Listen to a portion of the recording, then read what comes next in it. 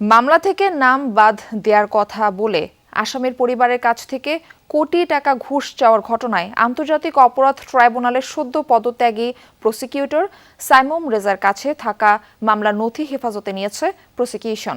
নতুন chief prosecutor জানিয়েছেন, ট্রাইব্যুনালের অতীতের সকল কার্যক্রম যাচাই বাছাই করা হবে। সাবেক এমপি ফজলে করিম চৌধুরীকে জুলাই হত্যাকাণ্ডের মামলা থেকে বাদ দিতে 1 কোটি টাকা ঘুষ দাবি সংক্রান্ত ফোনালাপ ফাঁস হওয়ার পর আজ সব প্রসিকিউটরদের নিয়ে বৈঠক করেন চিফ প্রসিকিউটর আমিনুল ইসলাম। স্বাস্থ্যকর অল টাইম কেক, সব সময় অল টাইম হেলদি লাইফ। তারপর এসব সিদ্ধান্তের কথা গণমাধ্যমকে জানান তিনি। বলেন, এ বিষয়ে তদন্ত কমিটি গঠন করে ব্যবস্থা নেওয়া হবে। বিষয়টিকে ট্রাইব্যুনালের জন্য দুঃখজনক ও বিচার ব্যবস্থাকে প্রশ্নবিদ্ধ করার শামিল বলে উল্লেখ করেন তিনি।